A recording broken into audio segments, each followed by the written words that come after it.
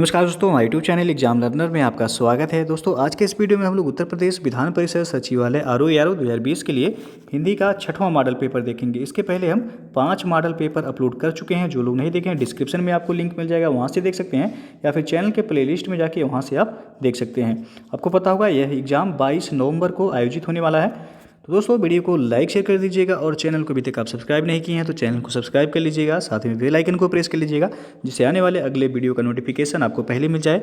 और इसका पीडीएफ आपको हमारे टेलीग्राम चैनल पर मिल जाएगा। नीचे डिस्क्रिप्शन में टेलीग्राम का लिंक भी दे दिया गया है, वहाँ से ज्वाइन करके आप पीडीएफ डाउनलोड कर सकते हैं। तो चलिए शुरू करते हैं। और दोस्तों जो है, यदि आप यूपी के किसी भी एग्जाम की तैयारी करना चाहते हैं तो आप अनअकैडमी प्लेटफॉर्म से जुड़ के जो है तैयारी कर सकते हैं।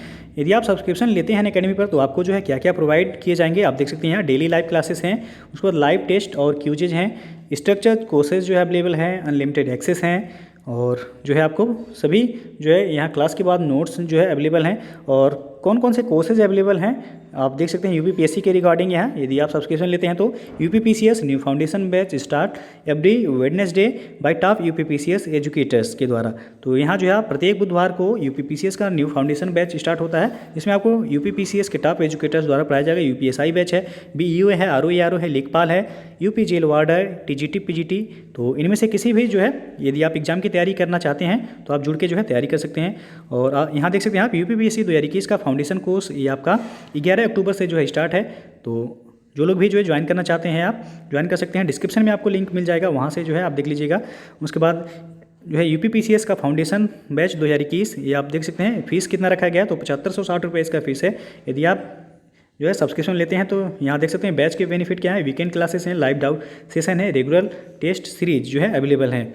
उसके बाद आपका रिवीजन बैच है यूपी पुलिस और जेल वार्डर का, ये आपका 2 नवंबर से जो है स्टार्ट हो गया है। तो जो लोग जो है ज्वाइन करना चाहते हैं आप ज्वाइन कर सकते हैं। उसके बाद यूपीएसआई का फाउंडेशन बैच है, ये आपका स्टार्ट हो गया है 9 नवंबर से।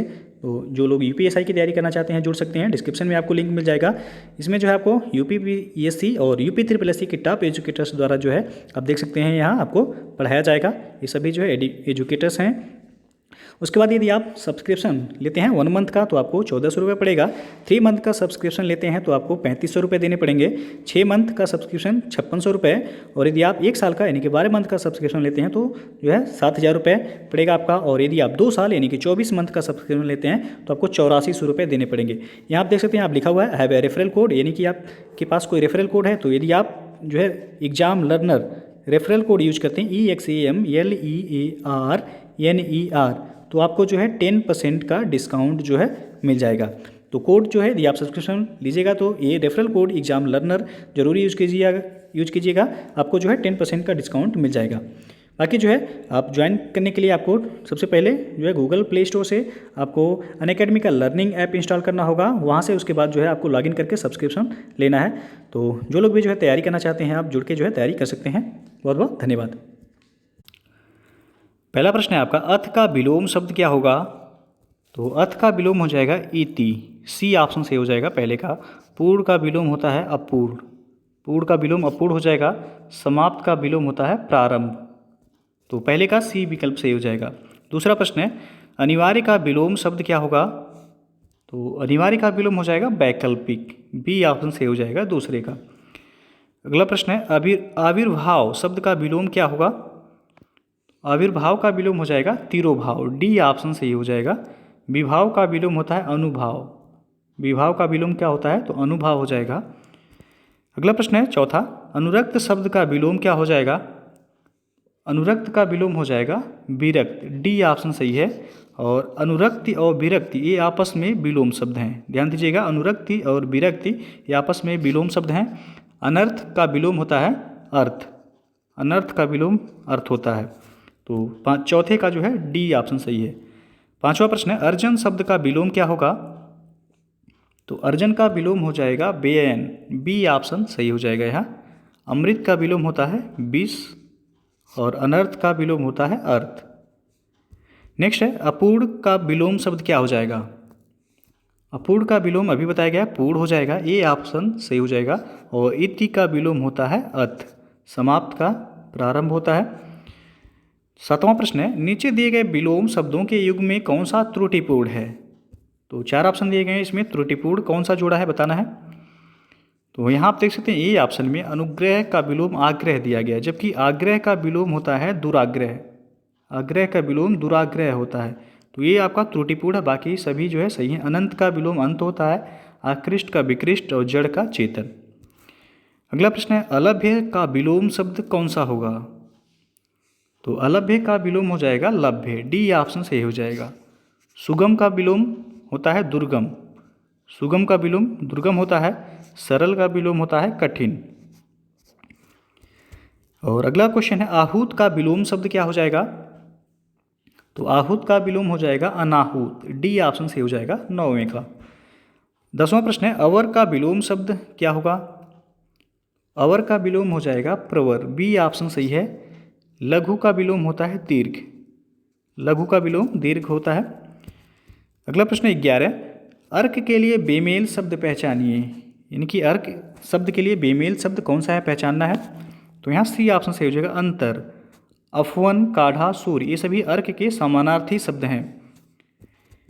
नेक्स्ट है आपका अनल का पर्यायवाची शब्द क्या होगा? तो अनल का पर्यायवाची हो जाएगा अग्नि, ये ऑप्शन सही हो जाएगा। यहाँ अनिल किसका पर्यायवाची होता है? तो ये हवा का पर्यायवाची होता है। अगला क्वेश्चन है उपानह शब्द किसका पर्यायवाची है? तो उपानह जूता का पर्यायवाची होता है, ए ऑप्शन सही हो जाएगा यहाँ। अगला प्रश्न है समानार्थी जोड़े का अनुपयुक्त विकल्प चुनिए, यानी कि कौन सा जोड़ा अनुपयुक्त है ये आपको बताना है। तो ऑप्शन आप देख सकते हैं यहाँ पे, तो ये ऑप्शन दिया गया है, आप देख सकते हैं उपयोगी का समानार्थी दिया गया उपादेय उष्टकर, ये आपका सही है। काक का दिया गया समानार्थी सारंग मयूर, ये जो है सही नहीं है आपका।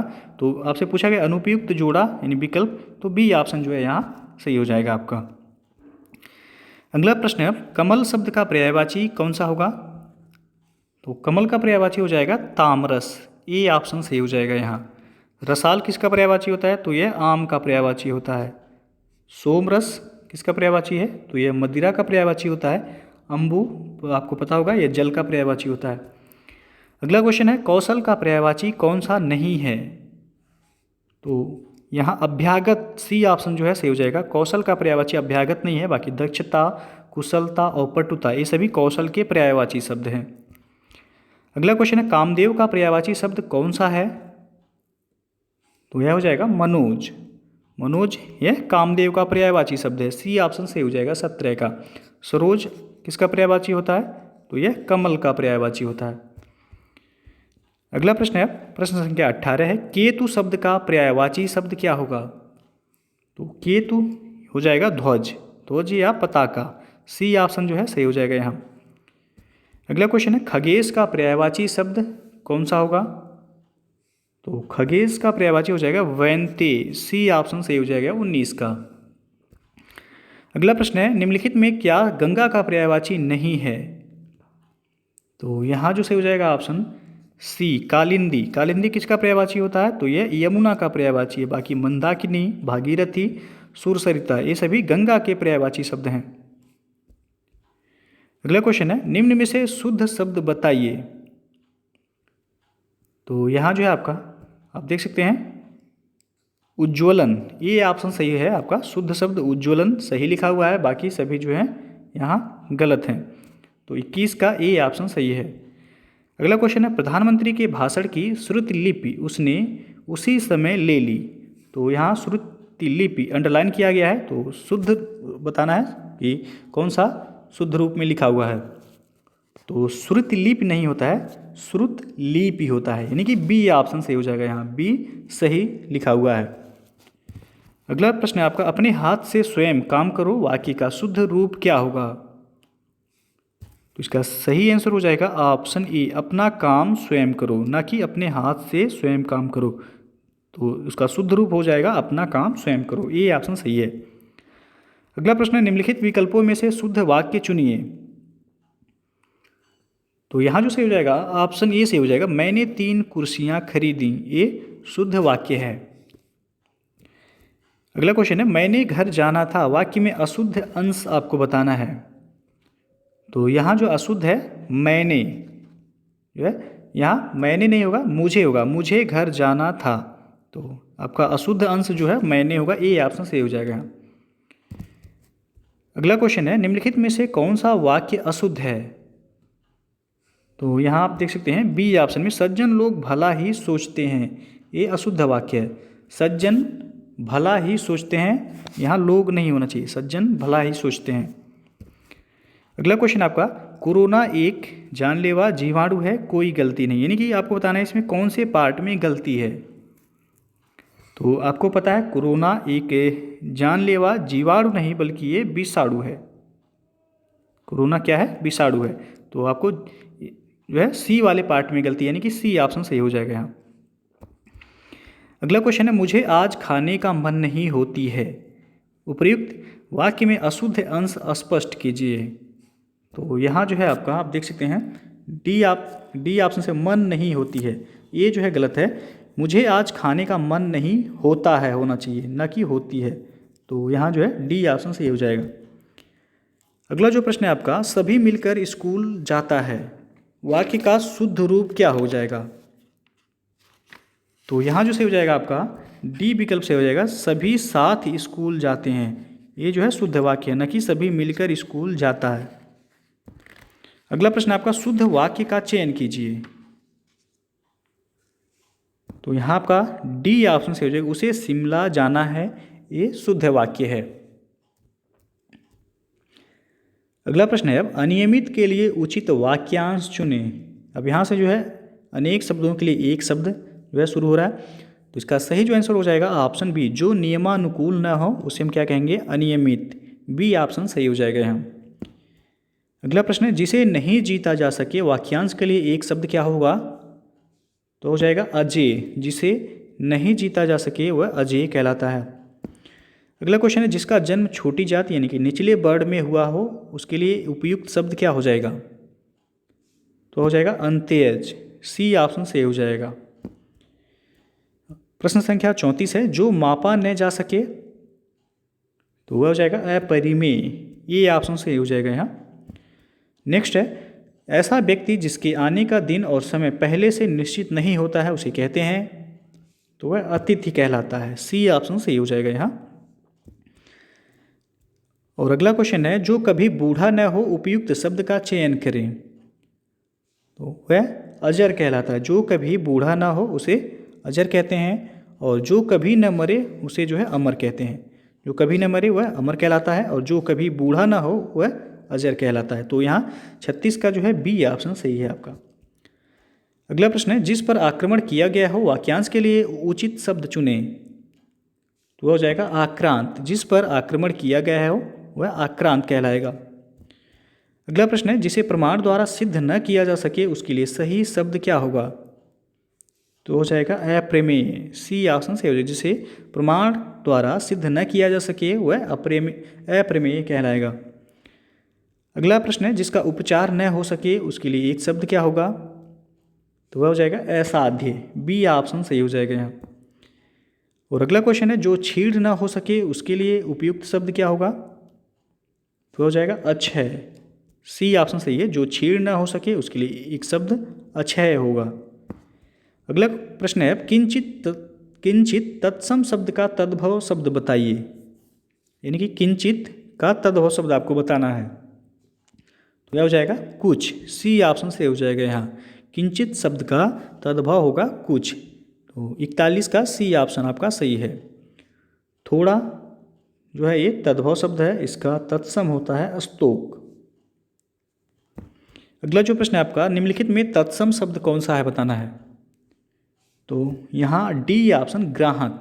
ग्राहक शब्द क्या है? तत्सम शब्द है, इसका तद्भव होता है गाहक। तद्भव क्या होता है ग्राहक का? तो गाहक हो जाएगा। गाय शब्द जो है ये तद्भव है, इसका तत्सम होगा गो। उसके बाद जो है घड़ा शब्द, ये भी तद्भव है, इसका तत्सम होता है घट। गधा शब्द तद्भव है, इसका तत्सम होता है गर्दभ। तो 42 का डी ऑप्शन सही हो जाएगा। अगला प्रश्न है, निम्नलिखित शब्दों में से तत्सम शब्द कौन सा है? तो यहाँ जो है ये ऑप्शन सही हो जाएगा दिवस। दिवस शब्द क्या है? तत्सम शब्द है। आंसू का तत्सम क्या होता है? तो अश्रु हो जाएगा। आंसू का तत्सम क्या होगा? अश्रु। नेक्स्ट है, मक्खन का तत्सम शब्द बताना है, क्या होगा? तो मक्खन का तत्सम शब्द होता है मरक्षट। डी ऑप्शन सही हो जाएगा। अगला क्वेश्चन है, श्रृंगार शब्द का तत्सम क्या होगा? तो श्रृंगार का तत्सम हो जाएगा श्रृंगार, सी ऑप्शन सही हो जाएगा यहाँ। और अगला क्वेश्चन है, निम्न में कौन सा शब्द तत्सम नहीं है? तो यहाँ आप देख सकते हैं डी ऑप्शन चार। चार शब्द क्या है? तद्भव शब्द है, इसका तत्सम होता है चत्वारी। चार का तत्सम क्या हो जाएगा? चत्वारी होता है। सलाका शब्द जो है ये तत्सम शब्द है, इसका तद्भव होता है सलाई। सलाका तत्सम शब्द है, इसका तद्भव होता है सलाई। वचन शब्द तत्सम है, इसका तद्भव होता है वचन। तिक्त शब्द ये भी आपका तत्सम है, इसका तद्भव होता है तीता। तो आपसे पूछा गया है कौन सा तत्सम नहीं है, तो डी ऑप्शन यानी कि चार शब्द ये तद्भव शब्द है। अगला क्वेश्चन है, निम्न में कौन सा शब्द तत्सम है? तो यहाँ आप देख सकते हैं ये ऑप्शन क्षेत्र। क्षेत्र क्या है? ये तत्सम शब्द है, इसका तद्भव होता है खेत। खेत तद्भव शब्द है, उसका तत्सम होता है क्षेत्र। गाय शब्द जो है तद्भव है, इसका तत्सम होता है गो। गो तत्सम शब्द होता है गाय का। गधा तद्भव शब्द है, गर्दभ होता है इसका तत्सम। घर ये भी जो है तद्भव शब्द है, इसका तत्सम होता है गृह। तो 47 का ए ऑप्शन सही हो जाएगा। अगला प्रश्न है, निम्नलिखित शब्दों में से तत्सम शब्द को पहचानिए। तो यहाँ जो है आपका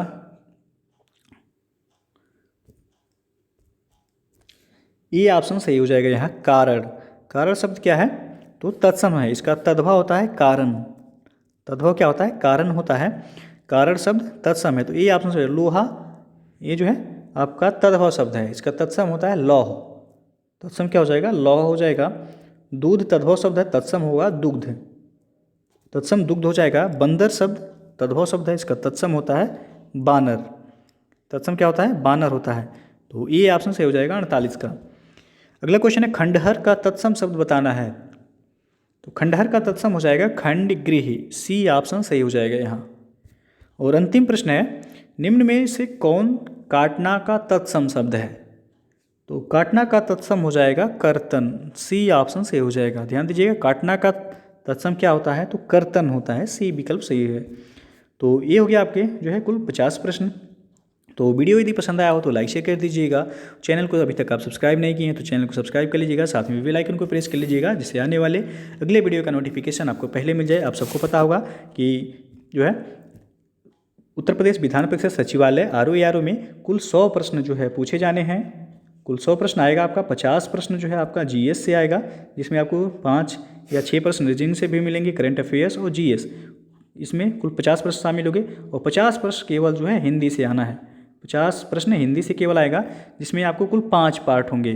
वो 5 पार्ट जो आपका पर्यायवाची है पहला, उसके बाद विलोम शब्द से जो है 10 प्रश्न आएगा, तद्भव तत्सम से 10 प्रश्न, अनेक शब्दों के लिए एक शब्द से 10 प्रश्न और वाक्यों वर्तनी शुद्धि से 10 प्रश्न। तो यानी कि कुल 5 पार्ट से 50 प्रश्न हिंदी से पूछे जाने हैं। तो ये हो गया आपका। परसों आपको जो है पेपर लगा हुआ है, 22 तारीख को इसका एग्जाम है, 22 नवंबर को। तो उम्मीद करते हैं कि वीडियो आपको पसंद आया होगा। वीडियो को पूरा देखने के लिए बहुत बहुत धन्यवाद।